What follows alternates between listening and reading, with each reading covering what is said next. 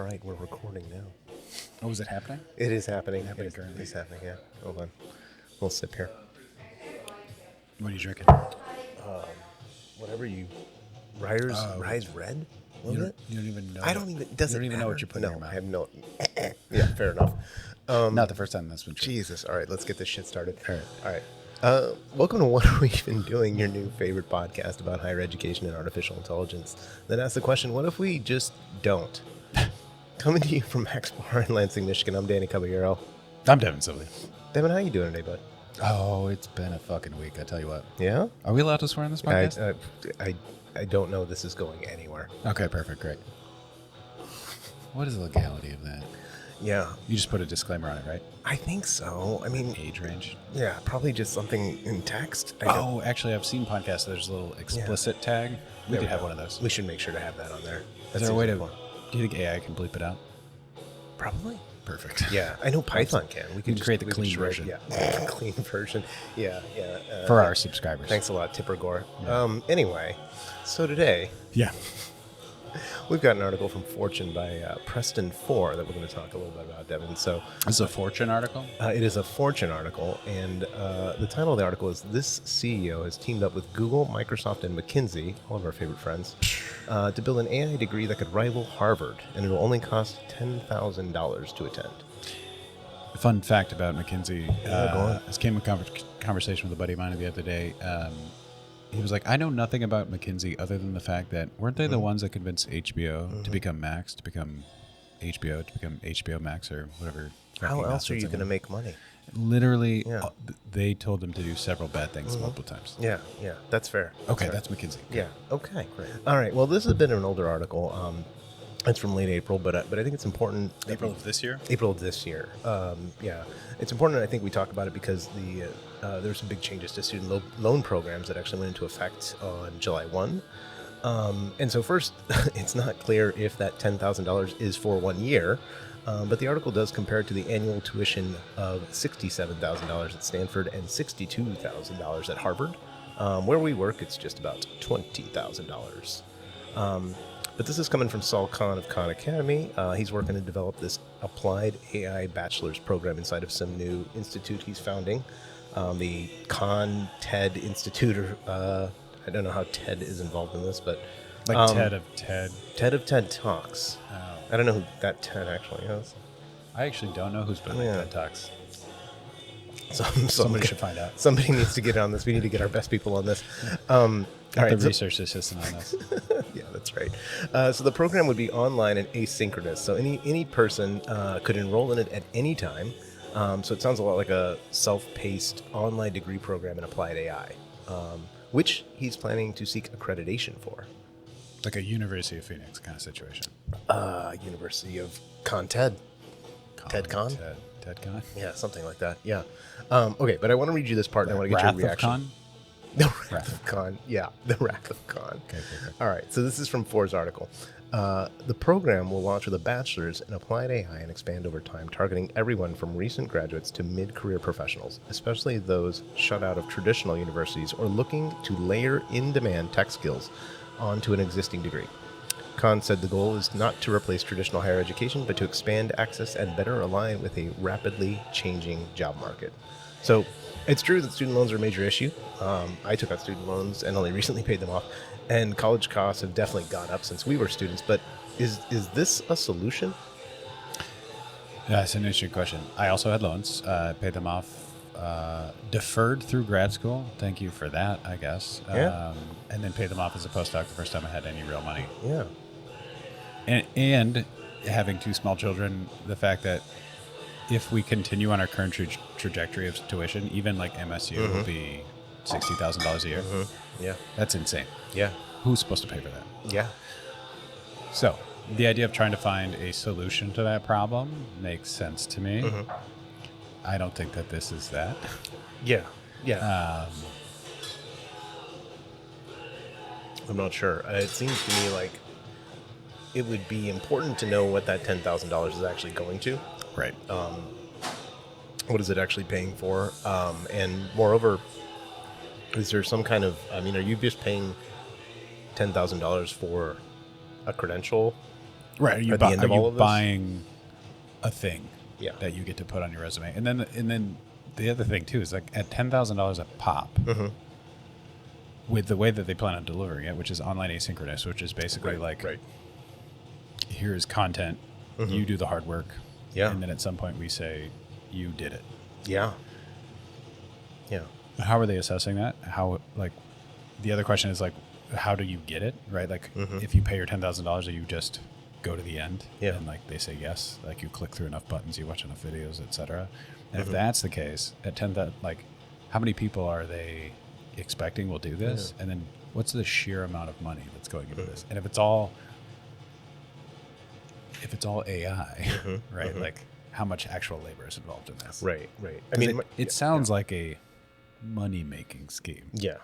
Well, I mean, this is really quite interesting because I think, the where does the content actually come from? Who's generating the content? I mean, Sal Khan has generated an enormous amount of content, of which he which allowed him to sort of build Khan Academy, right, and sort of deliver all of this content to kids. It is interesting to me to build an entire university program around one person like that, and I'm curious if, is he going to be making all the videos? Like, what's going on there? I imagine. I mean, who knows, right? Like, so I was back in October. October, I went to the MSU Data Science and AI Summit. Yeah. It was held in one of the fancy new hotels down the street. Yeah. And one of the people there was presenting they were presenting Google's new AI video generator. Okay. Yeah. Which they thought was the coolest thing ever, right? But what you see is you see something that's been trained on some content, presenting that content with non-real people AI avatars, right? So what I'm understanding then is we could have this program, this applied AI program, taught in the style of Teddy Roosevelt. 1,000%. Fuck yeah. Yeah. Pick your poison. Yeah. Who would you like to teach you about AI agents? That's a great question. Mark Twain. Yeah. Okay. Could be fun. Mark Twain would be interesting. Or close option, Colonel Sanders. Cleopatra. Oh, all right. Why not? I mean, that opens up a lot of options. Yeah, that seems problematic for this particular asynchronous online program that may appeal to a certain demographic. Oof. Yeah. Well, I mean, you want to find ways to increase engagement. That's fair enough. I mean, there's other ways to fleece incels out of $10,000. Not untrue. That's fair enough. I want to read a little more from that article. It goes into Khan's planned partnerships, which you already mentioned briefly in his prior work with Conmigo. And Conmigo is an AI chatbot that some schools started using. I think North Carolina this year had planned to spend a few $1 million actually incorporating it into some of their K-12 systems. Yeah, they cut that down though recently. I think it was maybe $5 or $10 million cut down to $500,000. Indiana was an early adopter. It used it in some schools, but it sounded pretty underwhelming from what I read. MSU piloted it. Did they really? Yeah, I didn't know that. Yeah, they. What classes? I want to say they're using them in like the ISPs, the IHs, those interdisciplinary contexts. And that's where I don't know for sure, but they did have a contract with Conmigo and rolled it out and piloted it. Last I heard, I heard they were piloting it. I never heard anyone talk fondly of it. Yeah. So. Yeah. Okay. Well, here, from Ford's reporting, right? So Khan said that the new institution aims to close the gap that they're seeing in higher education by working directly with corporate partners, including Google, Microsoft, Accenture, Bain Capital, McKinsey, and Replit to shape the curriculum and ensure it reflects the skills that employers value. This includes a focus on both in-demand AI and technical skills, as well as soft skills like collaboration, community, creativity, and communication. So we work in data science education. Our workplace has an undergraduate program in data science. So what do you think about having corporate leaders shape our bachelor's curriculum? Well, multiple thoughts. First question, so they argue it's going to, quote unquote, close the gap. Yeah. First question is, how have they defined this gap? Yeah, that's a great question. Where are they getting this information from? Is this a perceived from upon high, like the tech people know how all of our students are falling short, right? I imagine there's not a lot of research about this gap they've identified. First off, not that they're using that has any context. I would imagine. I mean, probably national reports of the fact that we need or more de-skilling tech workers. people. Sure, yeah. Right. That's the gap they're identifying, and they're promising to fill that with vaporware, essentially. Right. So here's the thing, right? Like, I've talked to people in industry, especially for our data science program. They don't see. They are finding qualified applicants. And it is true qualified applicants are ones that we are seeing graduate from regular universities. Yes. The current university model is producing people they want to hire. That's good. Generally speaking. Yeah. Right. But we're doing okay there. So the question, I suppose the gap they could be identifying is like, maybe there's not enough of them. Sure. But no one I talked to was like, oh, if only we got more applicants. Yeah.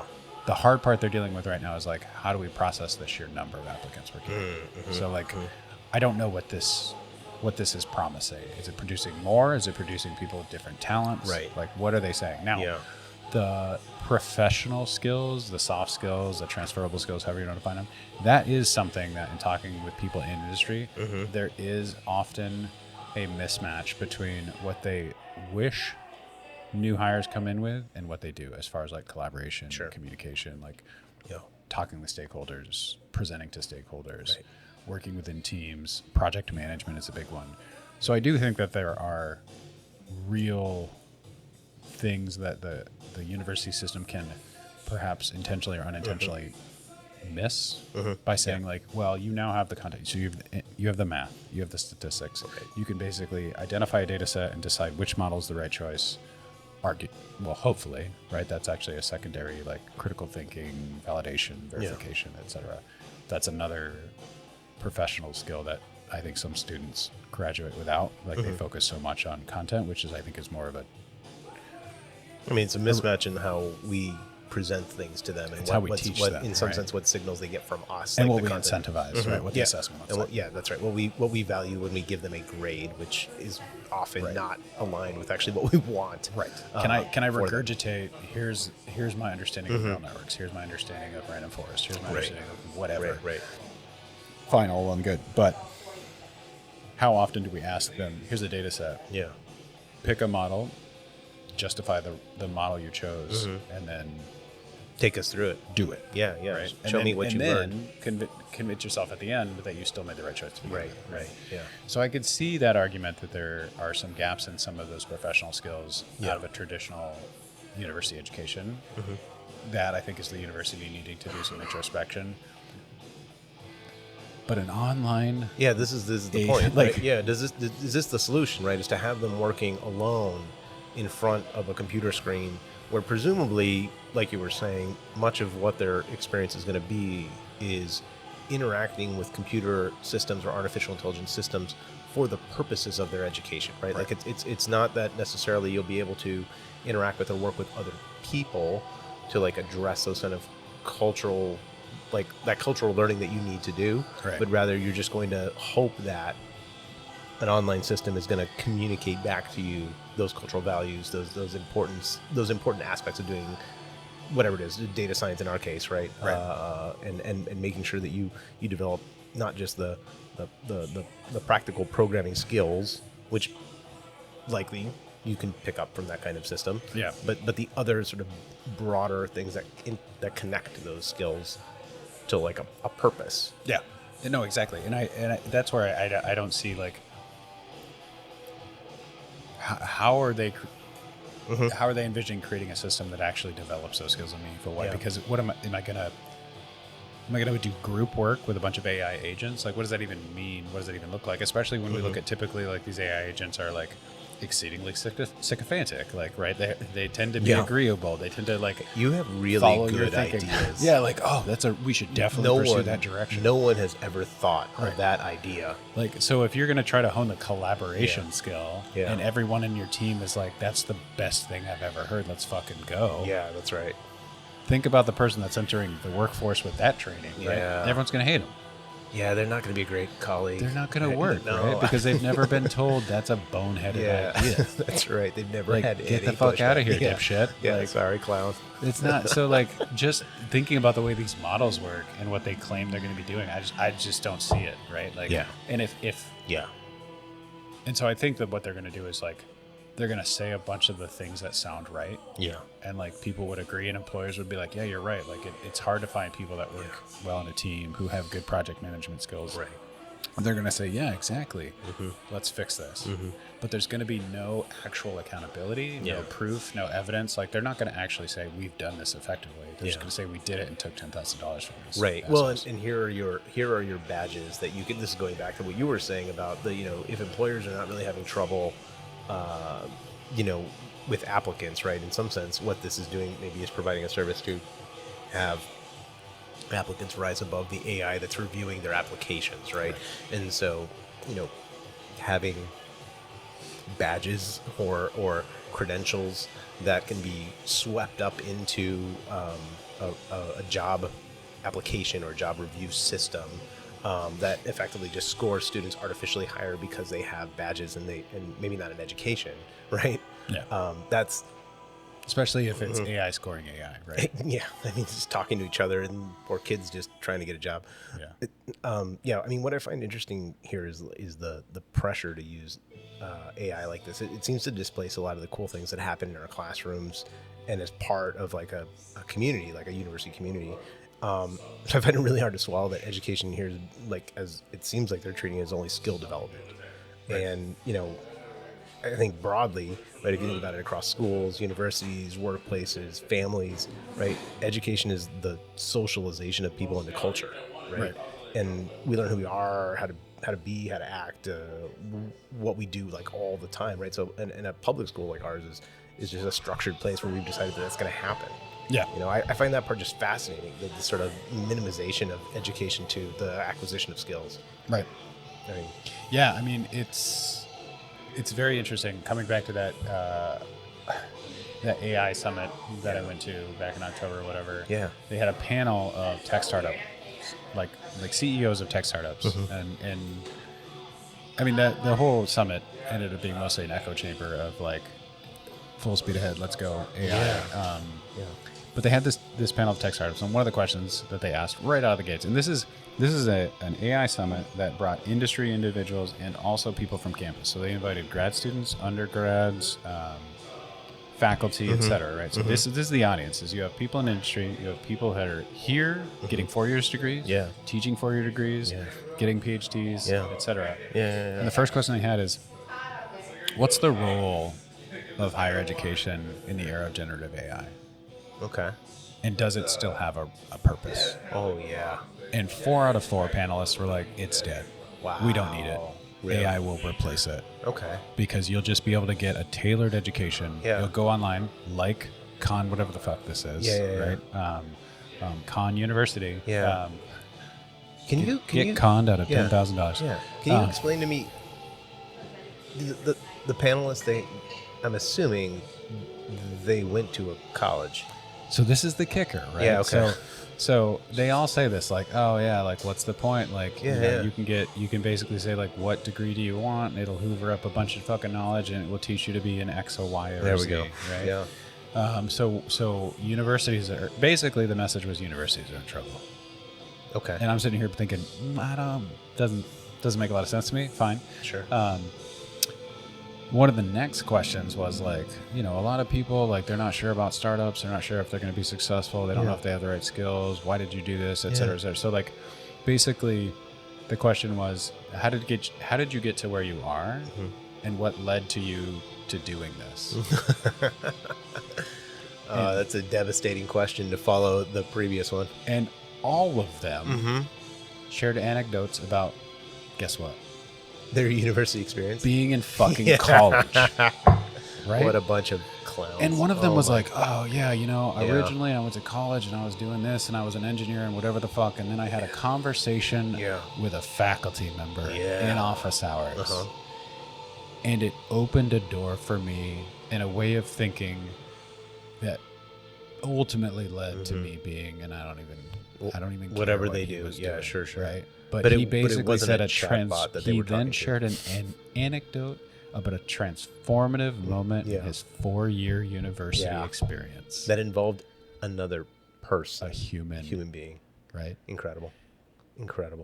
And there was no awareness of the cognitive dissonance. Yeah. They didn't even I barely got a question in edgewise because of course they do this panel and the questions are all seated and these fucks spent a while talking and there was a brief time for all these questions and I tried to point out this inconsistency and they didn't have a good response to it, right? But their businesses, these are tech startups at an AI summit. Yeah. So they're all saying that AI will be the solution to everything, and therefore, give me a bunch of investment money, et cetera, right? From the university. Give not only are they saying the they're university looking system doesn't potentially for matter, but they're also like, partnerships. hey, why don't you give us some They're dollars? like send us your students, right? So this is the problem, is incredible. right? This is the issue is the tech people, the AI hype train maniacs, say that universities are dead because AI can just shovel content into brains. Yeah. And yet, if you poke at them and say, how did you get where you were? It's because I had a transformative university experience. Sure. Yeah. I mean, even in their own all personal of them had experience. degrees. Yeah. Right? Their own personal experiences with universities, but even the recognition that their work wouldn't exist without the research that universities did, the investments that they've made, and who's into on their those R&D technologies, teams? software. Yeah, exactly. Right. I mean, the folks that are helping them do that discovery, right, are being trained at universities across the world, right, and bringing that understanding to them, right, that life experience to them, to be able to build those technologies, upon which they're making these ridiculous statements. Yeah. And not one of them was like, oh yeah, if only I'd been speaking to ChatGPT for 4 years. Yeah. I'm sorry, wait, what? I would have gotten here. Not a single one of them. I see. Right? I'm sorry. Nobody made the analogy that if I just had an misunderstood. LLM bot. Yeah, no, I thought you were saying that one of these people was speaking to ChatGPT for the last 4 years, and I was like, well, that tracks why they would think this. I mean, I'm sure they're making a lot of again, decisions. you have a sycophantic, right. Jetsons-esque robot hanging out with But you. it is wild to say, nuke the 4-year institution. Yeah. AI will solve it. I mean, but I have also, other I wouldn't reasons be for here that. today. I would, yeah, well, I mean, please. Jeez. Yeah. At least, if no one else, put me on my own misery. Wow. Yeah. That's fair.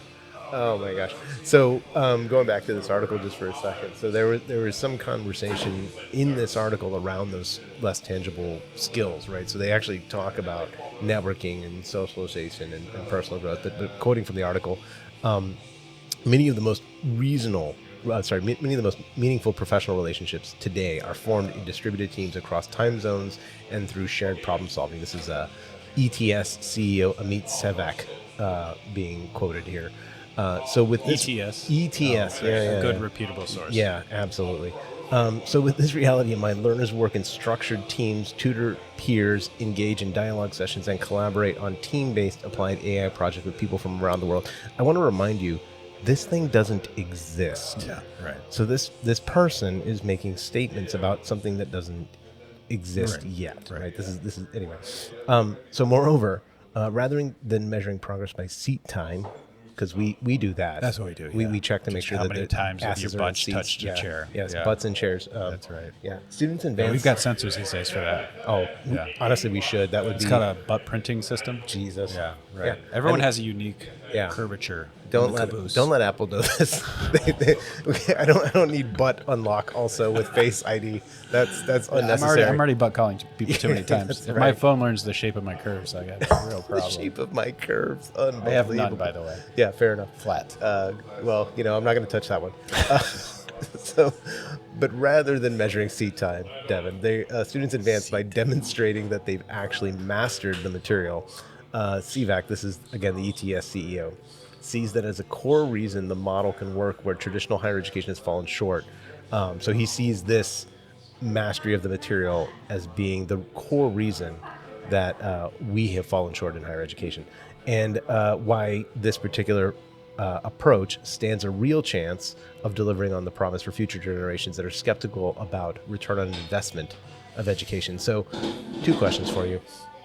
What kind of learning do you think is happening in this program? And can you tell me more about ROI and our degree program? Yes, ROI. Yeah. So first off, so this is this is a person who believes that learning is determined by successful learning is determined by standardized testing. Mastery of the material. Standardized testing. I mean, yeah, fair. But ETS does measure mastery of the That material. is correct. That's through correct. standardized testing. That is, Right. yes, yeah. Okay. Great. So that's a very We got that going for us. a very convincing individual, right? yeah. I get emails from ETS regularly about how much we should not forget about standardized tests because most people are trying to move on. Yeah. I mean, standardized tests have their place, not in evaluating individuals, but in tracking something over time. That's right. In measuring a thing. A thing over time. Right. If you measure mass. if you measure it, if you take the same measurement many times, It tells you something. there's something in there. Yeah. So, something there. all right. What was your first question? Sorry, what kind of learning is happening in this place? Hypothetically, because Because none of this exists. as I understand it, none of it exists. But what they claim is existing is some sort of amazing global Structured teams, like- tutoring, peers, engaging in dialogue sessions, and collaborating in team-based applied AI. I'm talking to someone in fucking Mumbai, That's correct. and I'm working we're with jiving, yeah, we're grooving, yeah. we're fucking tearing it up. Yeah, degree earner in Learning all the Kazakhstan. I'm things. working with them. I'm working with the folks in Zimbabwe. We were solving the AI problem across the world right now. Right, Because everybody in that statement can pay $10,000. Right. Let me make that very, very Yeah. clear. Yeah. Everyone, every country, Yeah. $10,000. I am No problem. globally speaking to every other person who has 10 grand as burn. Correct. Yeah, You can get a degree in applied AI anywhere you are. Perfect. For 10,000 Just at US. the low price of Correct. 10,000 Yeah. US dollars. So learning's happening anyway. I mean, okay, take a step back. At face value, Yeah. if you could create a truly global learning experience, Yeah. that might have benefit. Pretty killer. But like, that promise doesn't align with what these companies want to do, No, right? Because no. the only way to pull that off is to actually like invest in humans, to actually get people to have conversations.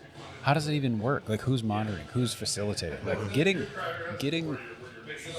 60 students to do group projects together Yeah. is a fucking nightmare. Yeah, for sure. Just convincing 4 people that they have to collaborate on one thing to produce an interesting product is like pulling fucking teeth. Yeah. So now you're just going to create this magical medium that now has people across multiple different time zones spread throughout the world With to different learn languages. together. Different languages. Yeah. Yep. Well, the AI solves that, right? It does all the translation for you in real time. That wasn't reported in the Fortune article, but probably sure. Right. So and that's the crazy thing about like anytime these tech promises, like they don't actually know anything. They've never been on the front lines of like it. A student wants to check a box in some cases. They don't want to have a fucking. They would like to not talk to each other, and you have to convince them of it. So like I think there are, and that's not true for all students, right? No. But it is work Right. to help students learn how to collaborate productively, because that is not a common experience prior to coming to Right. university, right? I mean, it's few and far between in my experience that students have had productive group projects. Yeah. And that's fair. Very rare. That's At fair. least here It's in the tough. United States. It's really tough. Yeah. It is really Yeah. tough. And so that's the thing. It's like everything they're promising sounds good. Yeah. What they're not addressing is the fact that like getting students to engage in the ways that they're promising, which if you got them to engage in dialogue, to have global conversation, et cetera, if you actually did all those things, this would be great. Be sweet. But you're going to tell me that this is going to do it. Yeah. Well, They don't understand the population they're working with Yeah, and the work that it takes to get people. Like, you can get people to do that. Right. I'm working as part of an international working group right now where we're like writing a paper together and we're spread out all over the country. Sure. And it's because we're all intrinsically motivated to tackle a problem Right. that we're actually excited about. Right. But if you're just there to get a credential, to pay $10,000 to get a degree because they promised that it would get you that career advancement, that's not the motivation to do all of those things. Right. And if you don't do those things, then their hope, like nothing they promised is real. Yeah.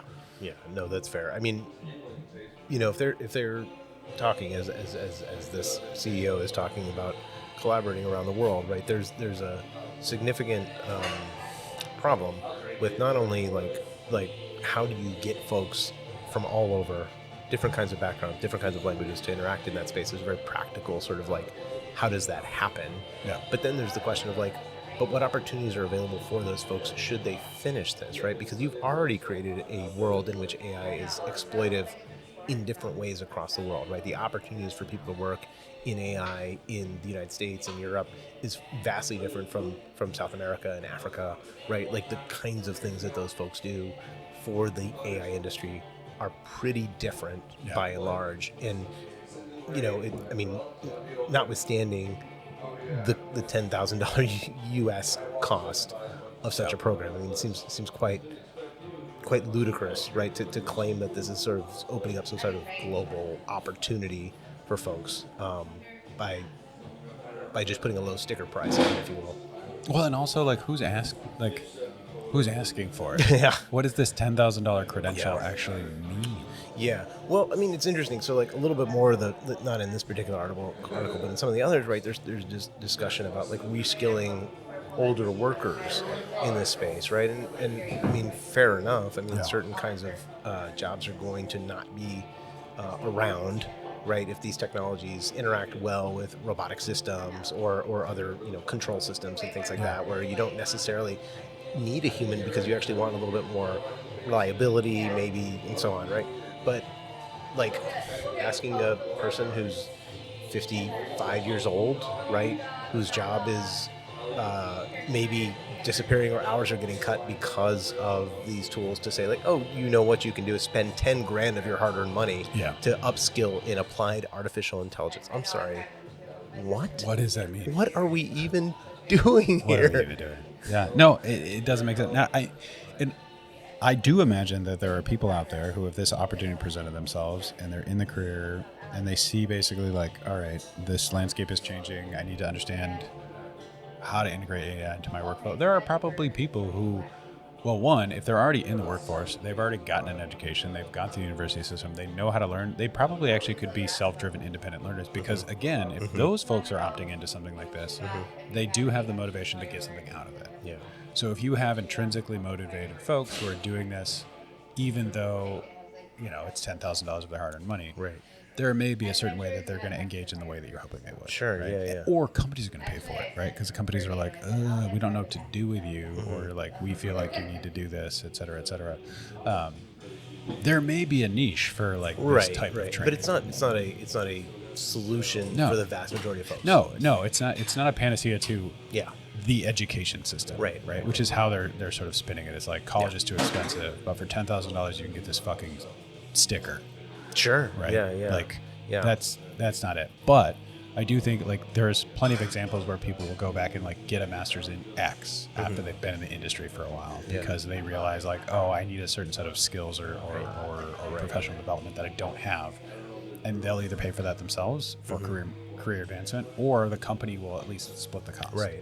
I could see this fitting in there, but it's not a replacement for like an actual degree. That's nonsense. There was a second question. This is the last question about this, right? So how should we think about this, like this educational process or these degree programs in terms of return on investment? Like that is a common language you see around these things, particularly when you get like these corporate partners involved in this, right? There's a lot of discussion about ROI with respect to a degree program, and so like, what are ways to think about that, right? I mean, I would push back on the concept again that education is a matter of return on investment, sort of monetarily, right? Like that you can determine that fully based on dollars, right?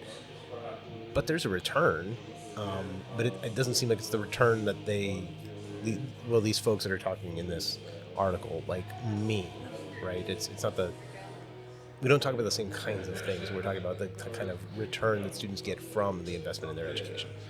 Yeah, right. Like, I think return on investment. Yeah. What that means for a company is very different than what it means for a degree. Right. Yeah. I think it's very hard to quantify. And this is, I think there's a general problem of like, in many ways, the university education system is like, well, if I like give you enough dollars, I get a degree. Yeah. And that degree guarantees me something. Sure. Right. Like that is there's a lot of messaging around that. Like if you want to have a good job or you want to like make a salary above some threshold, like go get a degree. And like if you were there for 4 years and you get it from the right place, like there is a return on investment, which is like you're guaranteed a job with a particular salary. Right. Arguably. Right? I see that in when you walk around campus, right? There's a lot of advertisements, right, saying, when we graduate engineers, their mean salary, is upwards of $80,000 or something like that, which is fair enough, right? Like I'm glad we collect those statistics to be able to share with students, but also, is that the only reason that you're coming to a university? And you find all those dashboards, and you see all that stuff. They parade it out, right? Like anytime they have these like welcome to MSU events or these recruitment events or admitted students day, they're constantly advertising like, oh, our career placement rate is X, our median salary is this, et cetera, et cetera. And that's often how they're marketing it. And part of that is, at some point, when tuition just continues to skyrocket and people are questioning why to put so much money towards the easiest thing to do is to put numbers in front of them. No, that's fair. It's easy to just reduce it to, you're guaranteed to get a job. Our unemployment rate for all MSU graduates is 3% or whatever it is. Our median salary is this and the other thing. If you come here and spend $20,000 a year, this is what you get as far as like raw numbers. Instead of thinking about like, well, here's what you become part of a community. You learn to think critically. You learn to be adaptable. You learn to X, Y, and Z. And to be fair, in some programs, they actually don't give a shit about that. Right. Like if I look at some of our colleagues in other departments on campus, where it's like, oh, well, if you just learn to code the right way, you'll get a job. And actually, that has been so horribly exposed as like, that's not the important part anymore. Right. So when all you focused was on like, pay us money for content knowledge and basic skill acquisition, that will guarantee you X, Y, and Z. Generative AI in many ways is exploding that whole structure. And we have lost sight of all of the other stuff. We being the traditional universities.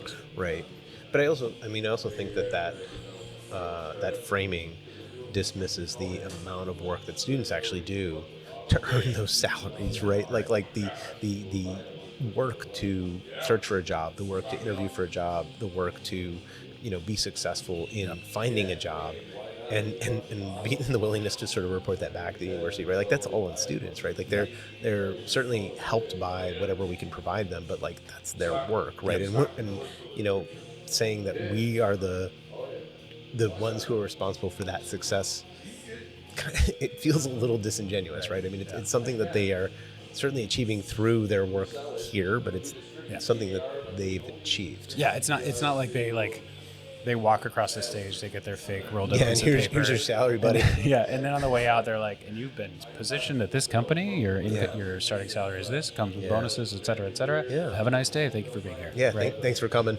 In fact, most of the students walk off the stage, and if you were to ask them, like, so what's your job? And they're like, I still don't have one. Because they haven't had the time. Because they're putting in the work. That's right. And so the idea that, it's a guaranteed return on investment is also nonsense. Bonkers. And, MSU, to its credit, does put resources into career centers and interview and all that other stuff. But no, it's the students that find themselves in a job are the ones that are actually probably doing more than what is promised to them. And having to figure it out for the most part, because it is new to them, and moreover the way that they go about doing this job search and job hiring, right? Like it's changing over time, right? And they are having to deal with new situations, new ways of applying for jobs and making themselves, known to their employers.